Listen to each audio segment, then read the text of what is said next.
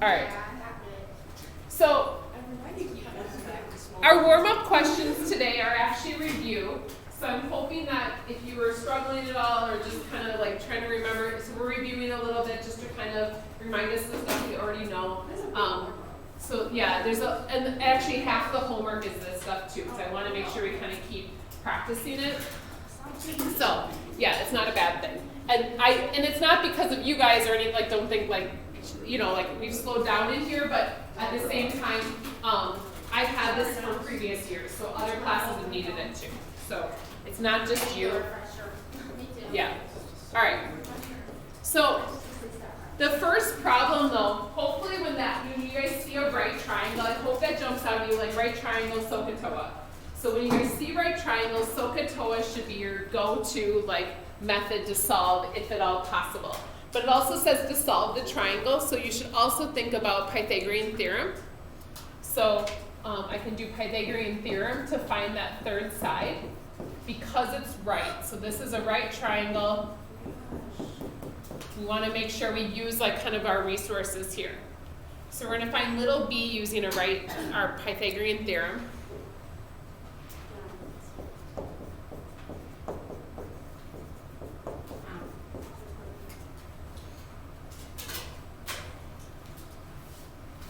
I can't square 4.4 in my head.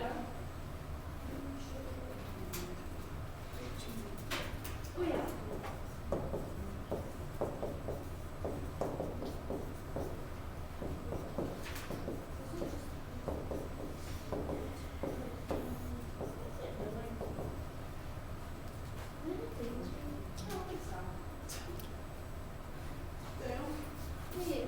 What's that? No. She jumped the gun and she didn't hit what she thought. No, I'm stupid and Oh. You're so Ella, we're not stupid. Do that to yourself. All right. So I found out b. So I got 10.1 for my b. Is that what you guys got? Yes. Okay. Now we still need to find that little theta, the thing that Rebecca got really mad when she saw the little symbol. You were mad about the 0 thing. Yeah, remember that? Are you still there? Are you still? Yeah, I'm still mad. I'm not over it yet. So we're gonna find that little. It's a theta. It's a Greek symbol that just stands for that angle.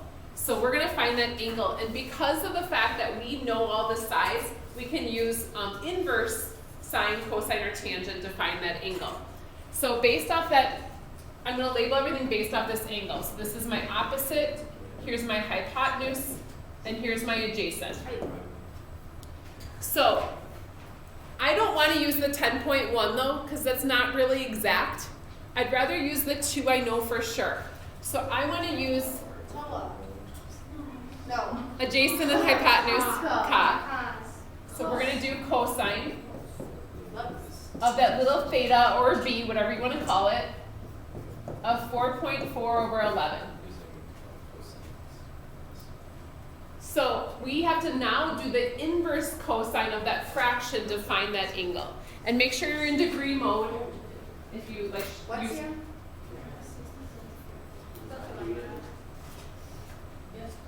So I found out that little theta is 66.4 degrees.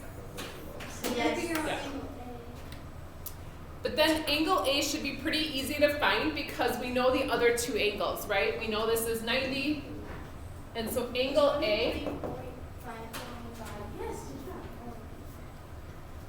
so 25.6, right? If we round it to 4.4, it depends on how you round it. Okay? Me and Ella got 23.6. Yeah, I got 23. Oh, it'd be helpful if I wrote down what. That's good. I can subtract a square. Oh, good. Otherwise, we need some help with basic Yeah, math. yeah. I apparently need the help with the basic math. Got it. Okay. So we were able to solve this triangle that find all the missing sides and angles. Now the other one, in order to solve it, if you haven't noticed already, if you try, so first of all, it's not a right triangle, so we can't use SOHCAHTOA. So this is where we either have to use law of sines or cosines. Typically, I would start by trying law of sines first. spoiler alert, law of sines does not work on the first step of this. The reason for that is because the side across from this angle, I don't know. That's one unknown. But then I don't know either of the other angles that are across from the sides I know, so that's two unknowns, and we don't want two unknowns. So that means we have to use law of cosines. So in order to use law of cosines, and it's been, a hot minute since we've done that, we need to make sure that we know how to find that missing side and then find the other angles. So I'm going to look for little b over here because it's across from big B. Big B coffee. Big B coffee.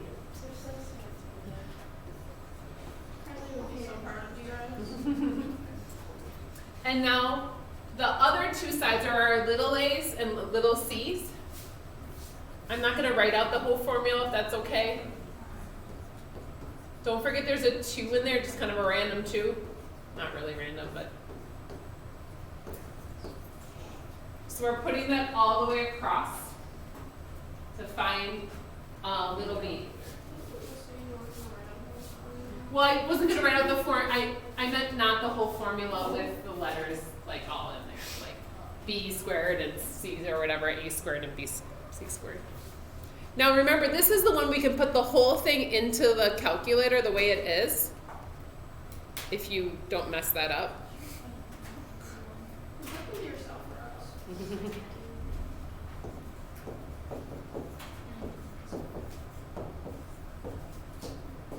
And then remember, we have to take the square root of that to find our little b.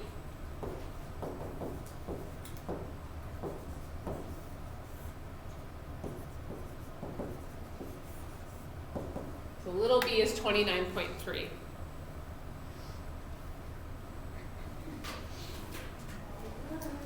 Now that we know that, we still do need to solve. It says to solve the triangle. It means find all the missing sides and angles. So now we need to find another angle. And in order to find the other angle, now we can switch to law of sines. And like Ella was asking about when to use like inverse sine or inverse of something, anytime we're looking for an angle. So we're going to end up using the inverse to find that angle. So now we're going to go to, I'm going to use the side and angle I know. So sine of 63 goes with this 29.3. I don't have any other choice, but I have to use that lesson, or that was a cough sneeze. So we have to use that even though it's an approximate because we have no other choice. What do you want to go for, A or C? A. So then sine of A is going to go with 27.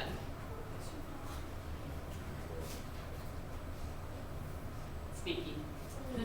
No, you're really quiet with your wrapper there. Okay.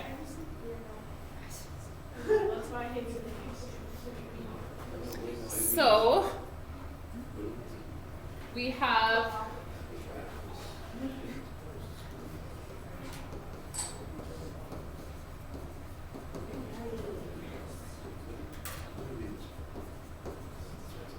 so we're cross multiplying. We're going to divide by the 29.3. I'm running out of space here.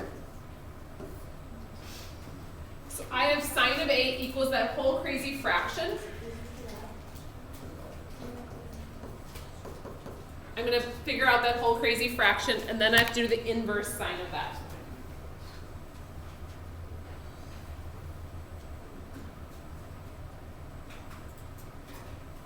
And you get kind of like a small weird decimal that doesn't seem like it has like significance. But when I do the inverse sine of that number, I get a nice angle.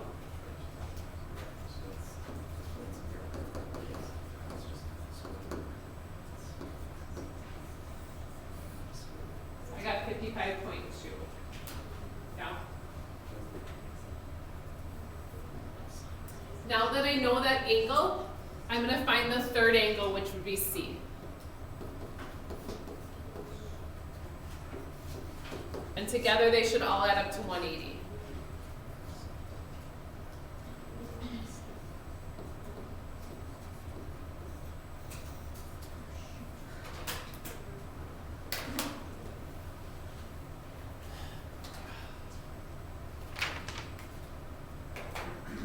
How we doing? Any questions? And yeah, this is a big warm-up. So again, we're kind of just trying to make sure we're all feeling okay about things.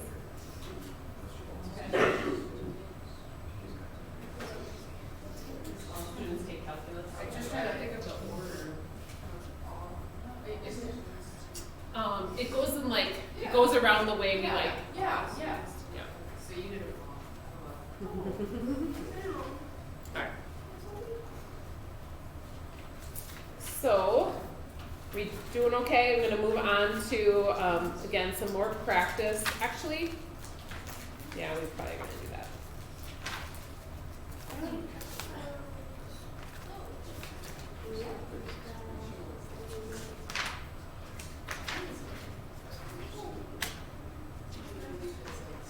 So I think this textbook assumes that you guys have already had trigonometry before you take this class. So that's why we end up breaking it. If you felt like this section 2.8 has been going on forever, we're trying to do like this, like the smallest amount of trigonometry, like all in one. And those of you guys who had trig, this has been easy. Those of you guys who haven't, like you're kind of seeing a lot of our trigonometry class in this one section. I was in trade class. He's just smart. Yeah, he's just special. All right, special in a good way. Autistic. All right.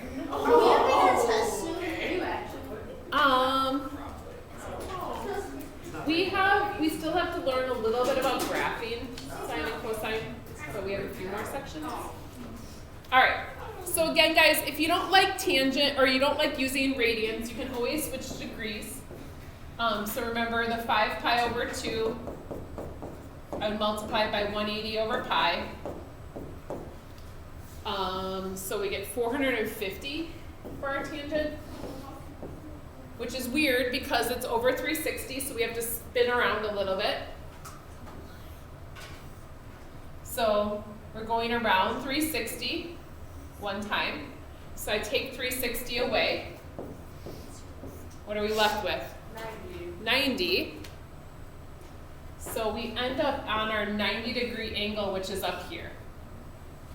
And we learned about this yesterday, where that coordinate point would be, you don't go left or right at all, you just go straight up 1.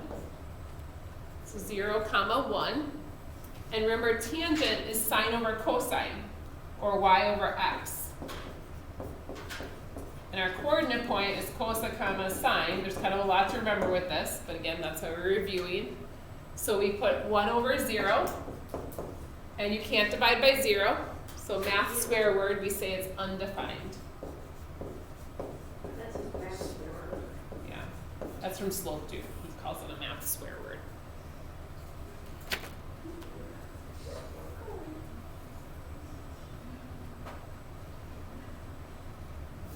All right, you okay with that? Then we have our cosine of 330. So again, with our cosine of 330, so 360 would be all the way around. So I'm like in this quadrant here somewhere. Now, and this is trying to, and I know some of you guys still don't have this quite down yet. I'm trying to get to 360, but I'm short. So I'm at 330, so I ask myself, how much short am I getting all the way back to that axis? 30. We're 30 degrees short. So I'm making this into a 30-degree angle here. And so when I do that, I think 30 is smaller than 60, so I try to make it a kind of a long, skinny triangle so that it helps me to remember where to put things, like the different side lengths. So across from the 30 is the shortest side, that's a 1. Across from the 60 is the square root of 3 and then 2. But don't forget about our negatives. Only 1 is going to be negative because we're going down. Very good. Negative, yeah. So now we're talking about cosine. So that's adjacent over hypotenuse compared to our 30-degree angle. So that's going to be square root of 3 over 2. All right, questions there? And so on our test like this, I will ask that you guys draw just a quick sketch of the triangle. Even if you're really, really good at doing this in your head, I'm going to ask you guys to do that to show that you didn't just put this in your calculator. Okay? one here is sine of negative 5 pi over 4. And again, if you don't like working with radians, we can switch that over. It's a 45, negative 45? Yeah? Yeah. No. No? Oh, that's just what it is.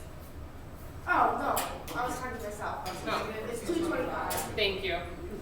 I wasn't doing that in my head, and then I was ready. no, it's all good. So negative 225.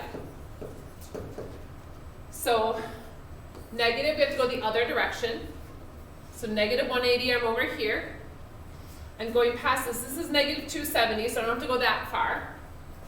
So I'm seeing how far past 180 I have to go. Again, we always want to go back to that middle axis. So going past that, you heard it, is 45 degrees. So this is our 45, 45, 90 triangle, which I think is the easier kind because it's 1, 1, square root of 2. Again, careful about the negatives though. Like a negative 1 on the bottom, so we're going left and then we're going up, positive 1. And now this is sine, so that's opposite over hypotenuse, so 1 over the square root of 2. Now we can't leave it that way. If you recall, we can't leave that square root in the denominator, so one step further, we're going to multiply by square root of 2, square root of 2. So square root of 2 over 2. Okay? So everything we've just done is review. So I think I might skip ahead to example 3. And so we can alter our homework a little bit without kind of doing the big part that we need to do in here. So I'm going to ask that we skip over to example 3. Sorry for those of you guys who are really excited about some new stuff here. But we're going to kind of try to limit, just because I'm watching our clock and time is ticking away. So I'd like to go to number 3. And number 3 is like kind of the easiest dumb problem, like easiest looking difficult problem you'll see. Because I think every time I do this, I feel like it can't be that easy, and it really is. So we're going to go to this, it said give the order pair for each angle of rotation. So what they're asking for is if I'm drawing on my, and you won't have to do this, but so if I'm going 195, it's past 180, just a little bit. Now we're going to learn that that's not a special right triangle, or we should know that. 15 degrees, there's no special right 15-degree triangle. So what they want us to do is now we get to use our calculator to estimate about where we would be, what that answer is. So you do get to use your calculator, because there's not a way really to do this very well with, I mean there are ways, but it's definitely more complicated. So we're going to use our calculator, and they want that coordinate point. So remember, this is cosine comma sine.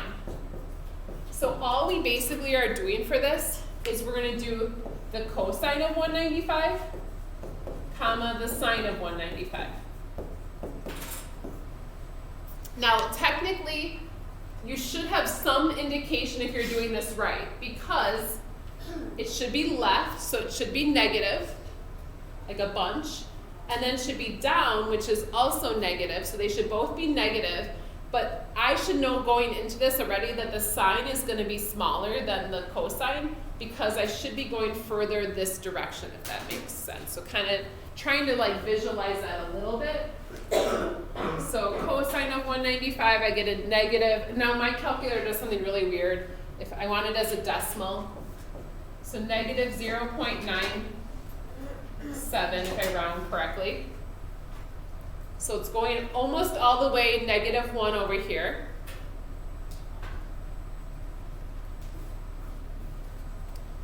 And then I got a negative 0.26.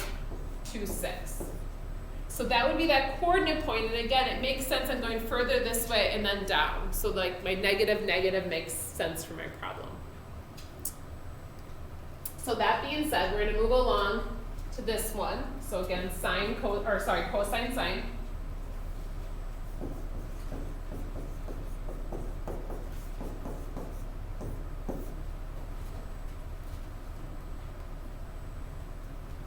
And if you wanted to draw it, you don't need to, but it would be like up over here, So this time, again, cosine should be negative, but sine should be bigger and should be positive. And cosine should be a smaller number.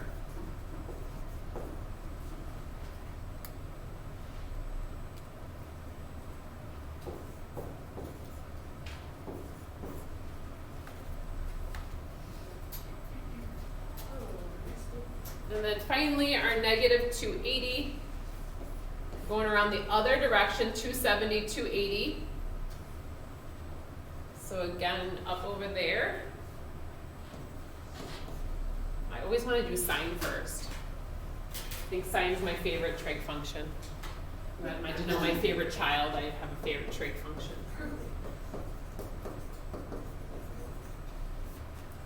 I think every kid thinks like their parents have a favorite. I'm not. Yeah.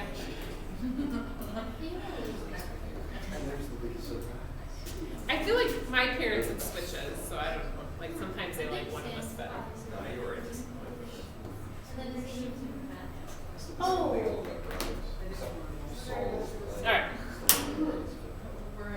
Okay, so guys, I'm going to give you guys a worksheet. For our worksheet, we are going to do the whole front side, which is all like that's just like the warm up, and then 13 through 15.